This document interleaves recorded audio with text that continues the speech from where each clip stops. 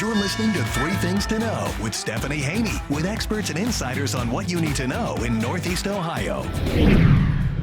Hi there, everybody. Welcome back to the Three Things to Know podcast. I'm your host, Stephanie Haney. I appreciate you being here with me today. Today, we've got a very important topic to talk about. You know, we are coming up very closely on the 1-year anniversary of the pandemic becoming present here in Ohio, at least to the best of our knowledge, right? We first learned of a positive case here in Ohio on March 9th, 2020.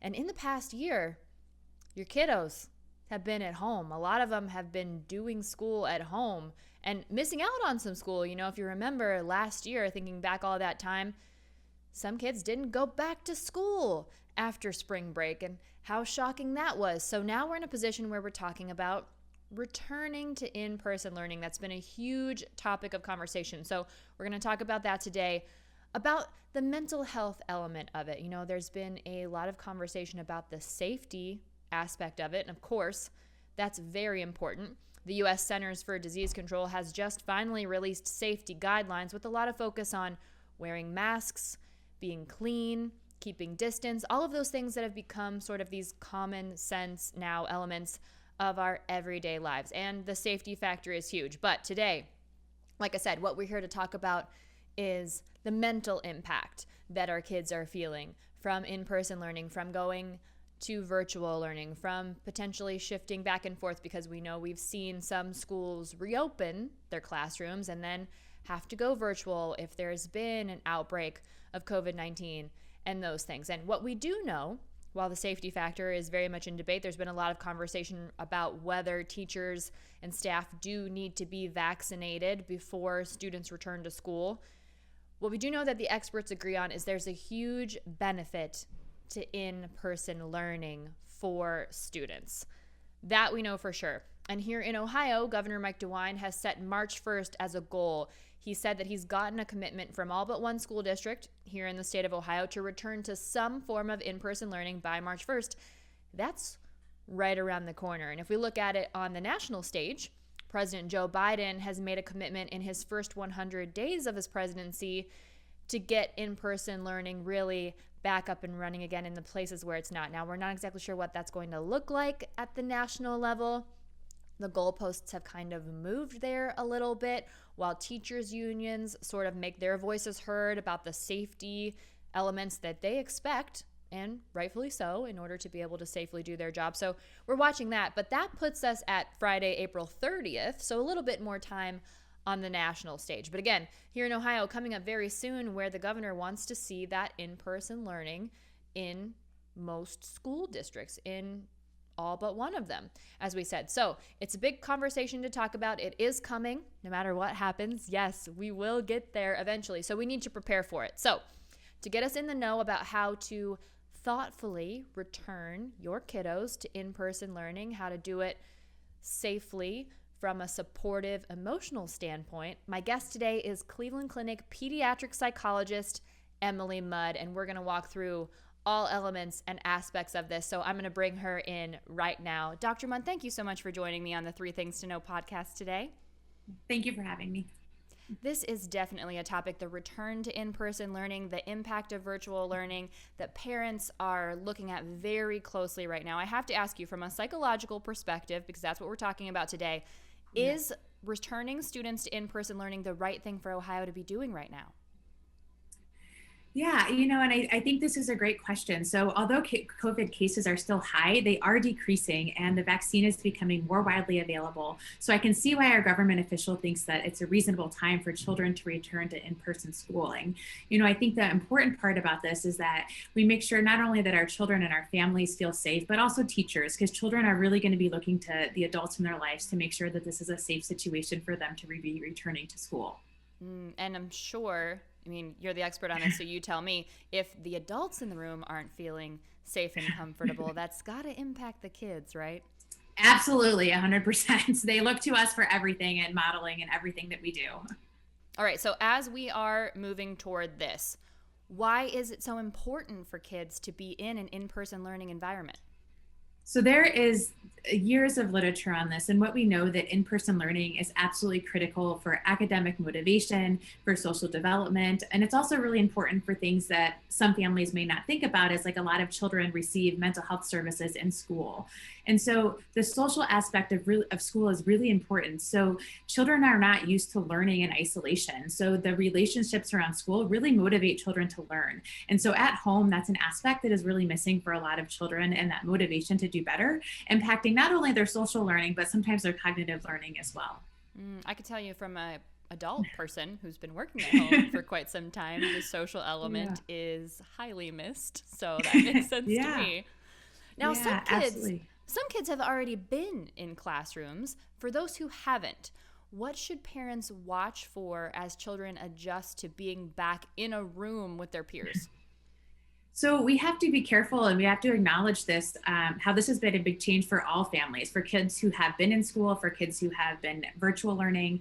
And really for those kids, going back is to acknowledge the grief process of what they've missed out on. So sports or prom, those social relationships, there's been a lot of loss and a lot of grief this year. Whether it's social grief, whether it's grief of a loved one, it's really important to acknowledge all of that before just returning to the normal of the previously known life of children and families. And you talk about how the mental well-being of everyone involved is important here. So for the children who have been in the classroom, what's the concern there when they're all of a sudden now being rejoined by these peers who have been gone for so long? So all children, I think it's important. We need to have compassion and empathy for all of them. I think it's important to remember that a lot of families don't have a choice whether their children has to go to in-person learning because they have to go to work, or they have to do at-home learning because the family has a chronic illness. Whatever the situation is, families really make the best choice that they have in the moment with the information that they have. And so, I think it's important to model this for our children.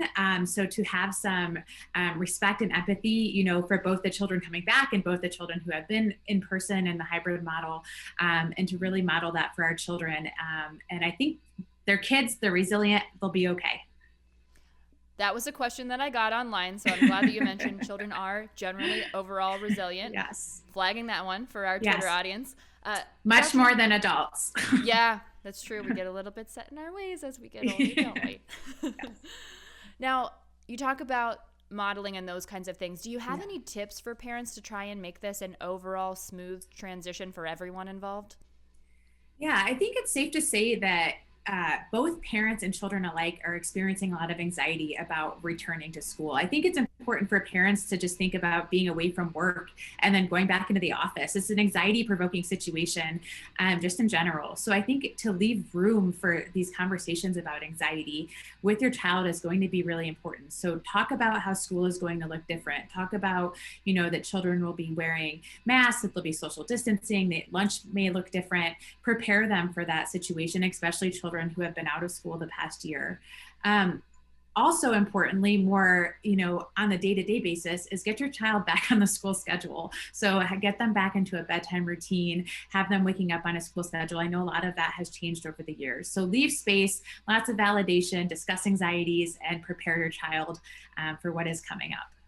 Oh my gosh, that back on the schedule situation. Not to keep making this about me, but I'm getting some extra sleep. I really am. It's not a bad thing. It's not a bad thing. We need more sleep when we're more stressed, so it's okay. Well, that's good to hear. I like hearing that. Now, this is a fluid situation. So what's the best way to prepare children for the fact that, sure, you're going back to school. That's exciting for the most part, probably for the most part, but it might change. You might have to go back to remote learning. So the best rule always for children is to have open and honest conversation at a developmentally appropriate level. So, in psychology, we sometimes use the phrase, what you resist persists. And that just relates to what we ignore can sometimes get worse, or in this situation, if we don't talk about what's happening, that will increase anxiety. So what I would suggest is families just having this conversation with their children. It is safe. COVID cases have decreased in our community. We feel like there have been enough vaccinations, and we feel safe going back to in-person learning at this time. If the situation were to change, we may have to do virtual learning again. So that way their child it's not a surprise if it comes up again. And that is a very safe and simple explanation that a child of any age could understand. Straightforward, direct. Yes. Keeping it honest. Always. These are all good tools to have in everyday life for sure. Now, this is a tough time. It is. It's fraught with all kinds of nuance and all kinds of things. From a psychological perspective, I'm wondering, what's more problematic? What's more potentially troubling? Going back to in-person learning with the possibility that you might have to leave again, or just staying virtual because you might have to leave again? Which one is more troubling? Again, I think this differs for families, and it's a complex question because some families don't have the choice to do in-person learning, or they don't have the choice to do virtual learning. And children are resilient. They have shown us this entire year. Families and children have weathered a lot of loss, and we're prepared to do so again. And so I think this is a really good place to practice, talking about your child. And, children from elementary school really can understand the scientific method, right? So we know based on community spread, based on vaccine availability, based on what is best for our family, cultural, personal impact, all of these things. And that's how we make the decision that is best for our family. And that could change. And so, psychologically, what may be best for one child may not be best for another child when we talk about putting all of those factors together. And children can understand that. It could be hard, if maybe your best friend is at school and you're doing home learning. But these are things that we can help model and help children learn from a very young age. Now, we've been talking about this in a very sort of forward-looking way up until this point, but I want to take a moment and look back for a second, because it's been almost a year now that we've been dealing with this pandemic. Which is crazy, yes. It is absolutely wild. It was, in March, April, when they made the decision to not return from spring break in a lot of cases. So our children have been dealing with this virtual learning for almost a year now. What has been the mental impact on these kids of that? Yeah, so we know both clinically and what we're seeing come into our office, and from the little bit of research that has come out, that there has been an increase in numbers, but also severity of children's mental health diagnoses. And so this is, we can't exactly point to virtual learning as the culprit of this. It could be virtual learning, social isolation, significant loss and grief in a family, and also the reliance on school for a lot of things. So like we mentioned before, a lot of children rely on school for their mental health treatment, and when schools close, they're not allowed to, or they don't have access to this.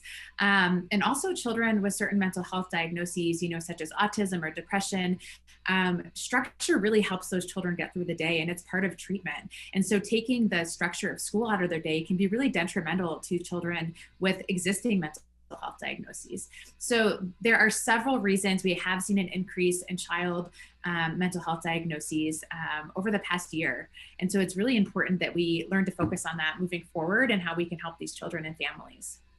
Now, we've been talking about the past year, and I mean, that's pretty long term to me, but there is a broader consideration to think about too. When we think about the kids dealing with masks, barriers, isolation, these kinds of things. What do you foresee, if you can even make such a forecast, about the long-term impact of that on these students' mental health? A challenging question because the data is not quite here yet, but what we do know is I would really reframe the question on less virtual learning versus in-person learning, but what is the impact of the social isolation, like you kind of mentioned, the masks, and for these developing children. And so we know there's a lot of literature on social isolation in the elderly population and how that can have a negative impact on both mental health and physical health in senior citizens. So I think this is the first time we've really seen social isolation in young children and what that looks like and for years to come. But I will say, my guess and my prediction is that, just as many of our relatives went through the Great Depression and they might be a little more financially fiscal, they might save more money, but it's not a large portion of their lives. That is how COVID will be for our children. So they may wash their hands a little more, they may be more aware of germs and illnesses, but it's not going to make a huge impact on their life. Certainly not, their cognitive development, and I would guess not even their social or emotional development as well. That was my question, the cognitive development situation, Yeah. because, I've taken online classes in college as a grown-up. Yes. I didn't have to do that as a kid. Yeah. You don't necessarily, just at least in my limited experience, you just don't seem to get as much out of it. But that's nice to hear that we don't foresee a lasting cognitive development impact on this. Yeah. And I will say, on that note, there is a significant portion of educational learning that is lost every year over the summer anyway. We don't like to think or talk about it, but it does happen. And so I think just realizing that children, every time they come back in the fall, are already kind of at a learning deficit from the year before. This is something normal that happens in education, and kids learn quickly and they adapt quickly, much quicker than adults. And so I think that they're going to be just fine. Is there any single group of students that you think might be more impacted by what we've been dealing with than the others? Yes, and I'm so glad you asked this. I think it's a really important question that we talk about. So we know that virtual learning exacerbates social class differences, including children from low-income households and those children who are from racial and ethnic minority groups. So we know these children are being affected more than other children. And we also know that children who have experienced an adverse childhood event, so anytime a child has experienced trauma or they felt that their well-being or safety was compromised, they may live in a household or a community with violence, and any child with an existing mental health condition like we already talked about. So there are vulnerable populations that we do need to be concerned about. So these were children who may have seen school as a place of structure and predictability, or a safe place that they could go to. And without that, we really need to be concerned about these children and how we can help get them back on track and protect them from any, further deficits or harm. What can we do to help these students work through any trauma in this transitionary period? Yeah, a really good question again. And so I think, every child has a different way of responding to trauma. So all children will not want or need the same response. The most important things that adults can do for children who have gone through trauma is be consistent, have a predictable presence in a child's life.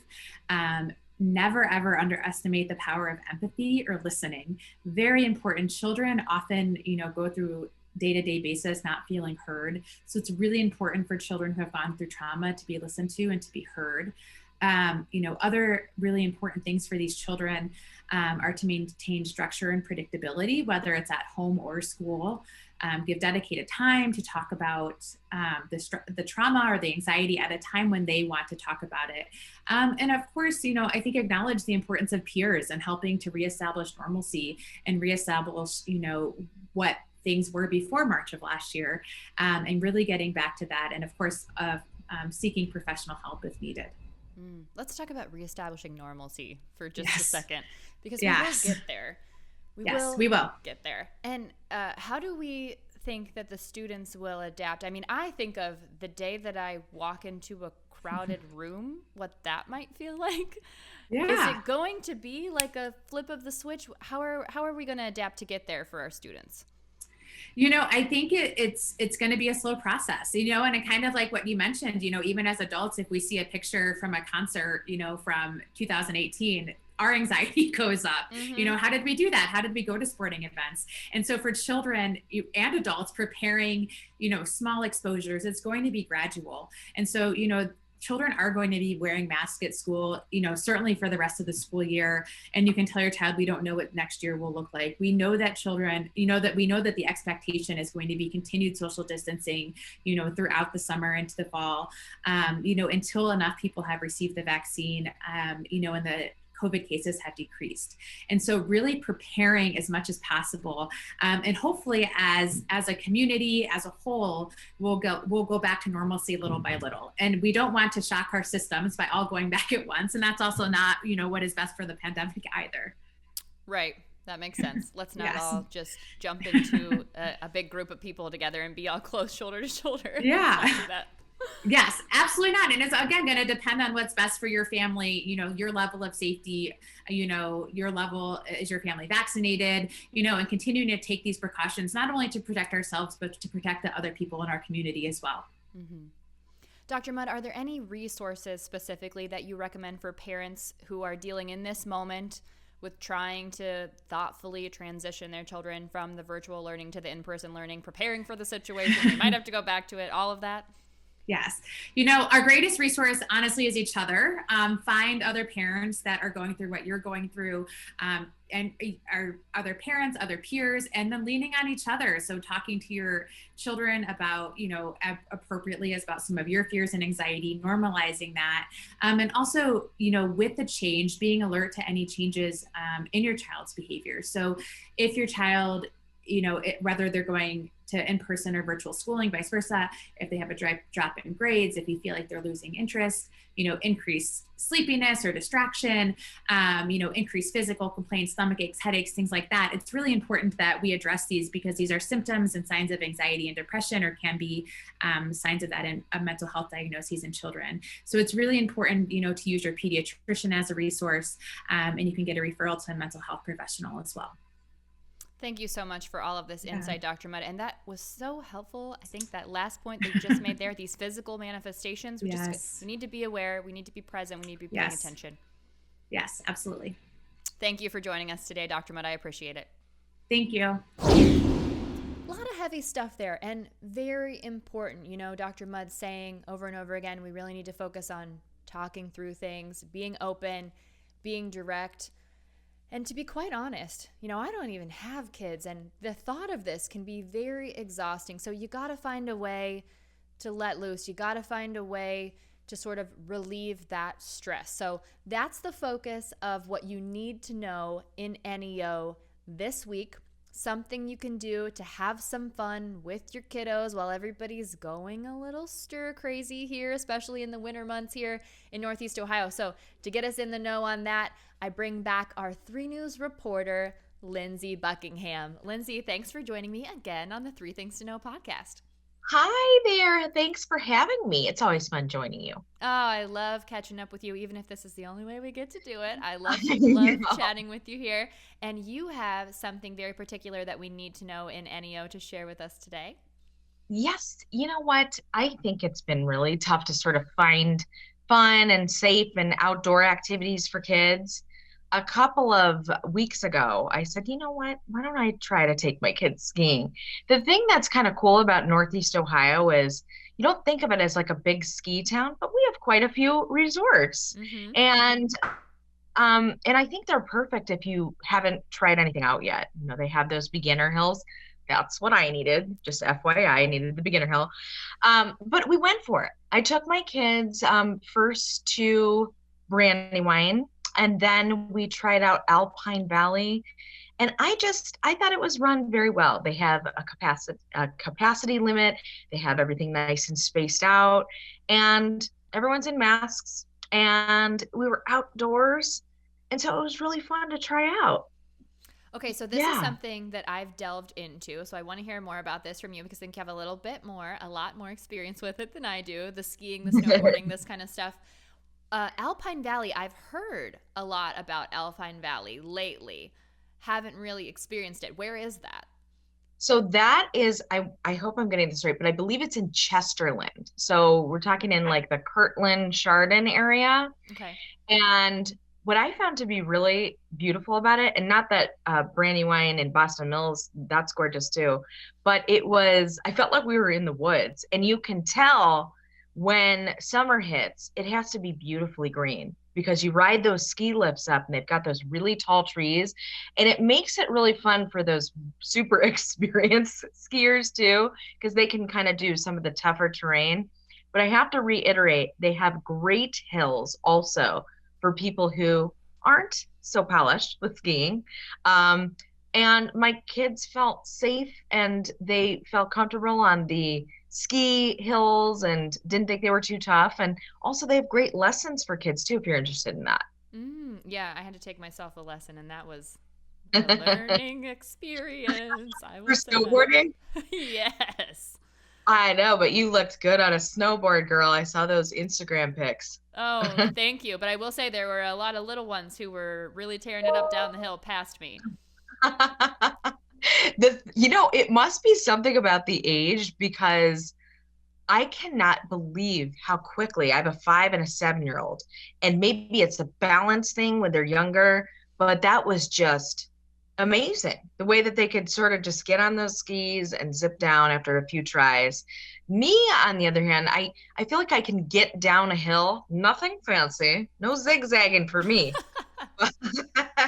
As long as I get down to the bottom without falling, I think it's a win.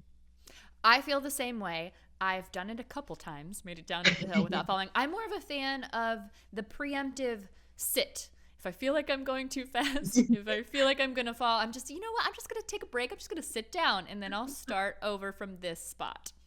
I think that's a good plan. That's Audrey, my daughter's, that's what she does. When she feels like she's going to fall, she sits down. The problem is, I think when you're on skis, you just go straight down. So sometimes I think that people think she's purposely doing it because she just keeps sailing down that hill. Whereas when I fall, it's more of a spectacle, and people are wondering if they should call ski patrol or. And then there's the getting back up too, which is a challenge in and of itself. Yeah.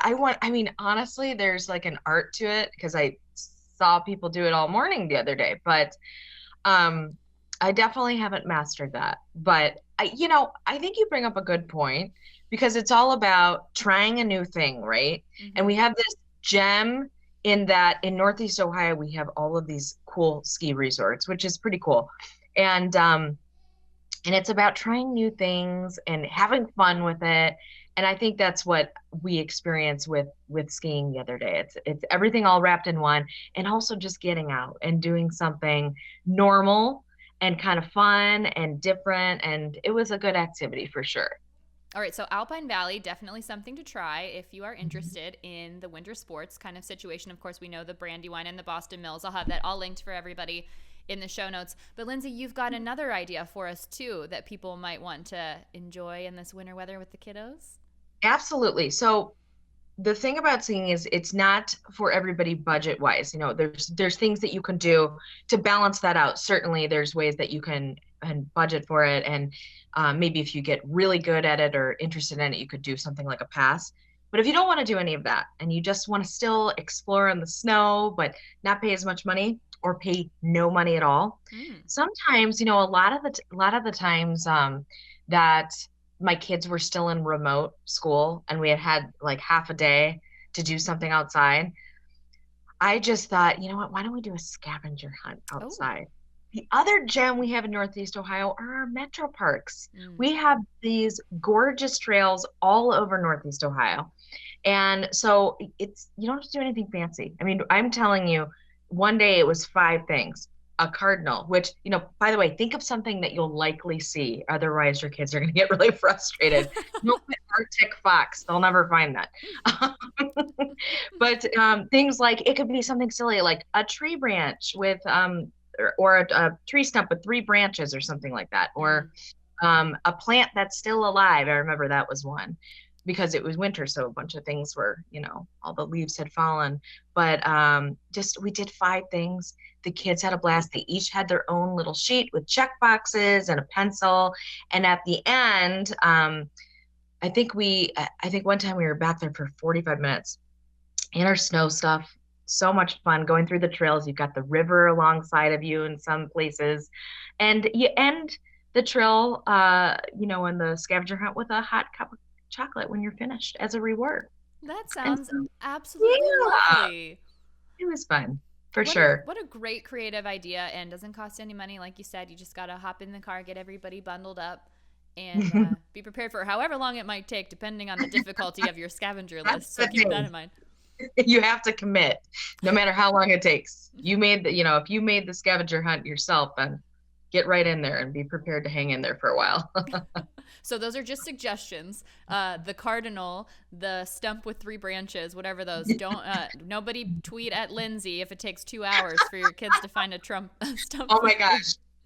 I will not even say what the first one, I was just trying to make it fun, knowing that like there's a possibility we would never find it. That was a giant mistake. It just ended in frustration. So keep it realistic. Pick a place and think about what your kids would realistically find. And then once you do that, then it gets really fun. And I think that kids do like to have tasks. At least mine do. I think when you're in that kind of period where you're in and out of school and you don't have like that set routine, that was a really good option to kind of go back out and do sort of like a task or a job. I think these sound like great options that people definitely need to know in any. Oh, Lindsay, thank you for sharing these fun ideas to entertain the kids, get them out there, different budget options. Really appreciate it. Let me know where let everyone listening know where they can find you on social media. Yeah, so you can follow me on Twitter at Lindsay Buck, WKYC. On Instagram, I'm at Lindsay Buckingham, WKYC. And on Facebook, I'm just Lindsay Buckingham. And that is Lindsay with an A for everyone listening. And of course, I'll have that all linked on the show notes. We want to make sure everybody is finding the right Lindsay Buck out there, Lindsay Buckingham. Thanks, Steph. I really appreciate it. Thanks for joining me today, Lindsay. Well, after that conversation with Lindsay, there is literally only one option for a good follow this week, and it is the Cleveland Metroparks. You can follow the Metroparks on Twitter and Instagram at the same name. It's at Cleve Metroparks. Here's why it's perfect this week. Once a month, the Metroparks tweet out this list of things that you can explore at the Metroparks. It's called 10 to Explore, and they use the hashtag 10 to Explore, the word 10 spelled out, not the number 10. And this last one they posted on Valentine's Day is 10 birds of prey that you can find in the Metroparks. So they're doing this every month, so you can refresh your winter scavenger hunt list every month. And you can also do this, by the way, this doesn't just have to be winter. You can do this in any of the seasons, but there's a ready-made list of things. And not only do they spell out things that you can find, but also which parks you can find them in. So for example, this last month on February 14th, they tweeted out 10 birds of prey that you can explore and where to find them. And I learned some things. I didn't know we had so many different kinds of owls and so many different kinds of hawks and even turkey vultures here in Northeast Ohio. I also learned this. The Metroparks collectively are referred to as the Emerald Necklace. Here's why. The scenic overviews, the preserves, the biking and hiking trails, even the public golf courses, all together they form this 56-mile windy chain that if you look down from the sky, it looks like a green necklace surrounding the city of Cleveland. So that's where that nickname comes from. Also, a good follow on Instagram because they're always posting photos of the Metroparks and the cool things that you can see there, so you can look at those for some inspiration for some things to add to your scavenger hunt. And also, I'll just throw this in. I didn't know this either. The Metroparks have merch. And not just merch. It's good merch, by the way. They've got a really cute shirt right now that's red and it says I heart and it's got a little Metroparks logo. That's discounted through February 28th. But some of the other stuff they have a great pun shirt, and I think by now you probably know that I love a good pun. They've got a shirt that says, "May the forest be with you." I love it. Any organization that doesn't take itself too seriously but also provides such a cool experience, such a cool resource for our community, I am 100% for that. That's the Cleveland Metroparks. Again, you can follow them on Twitter and Instagram at Cleve Metroparks. That's it for this week's 3 Things to Know podcast. Thank you so much for joining me. Make sure you come back next week because as we get closer and closer to this 1-year anniversary of the pandemic, we'll be talking about the importance of making sure you're still paying attention to your health in the other aspects of your life, the importance of regular checkups and not neglecting those things and all of that good stuff. And I'll be joined by a primary care physician from the Cleveland Clinic for that. Hey, if you're liking the show, I would really appreciate it if you would subscribe and also leave a rating and a review. And hit me up in the DMs. Let me know what you're thinking of the show. Let me know what you want to hear about on the podcast. You can find me at _Stephanie Haney. And as always, all of those ways to connect with me and everything that we've talked about today is linked in the show notes and linked on WKYC.com. And if you want an easy spot to find all things 3 Things to Know podcast, just go to WKYC.com/3 Things to Know. All right, that's it for this week. I'll see you all back here next week. I'm Stephanie Haney. Thanks for listening to 3 Things to Know with Stephanie Haney from WKYC Studios. Subscribe now to stay in the know.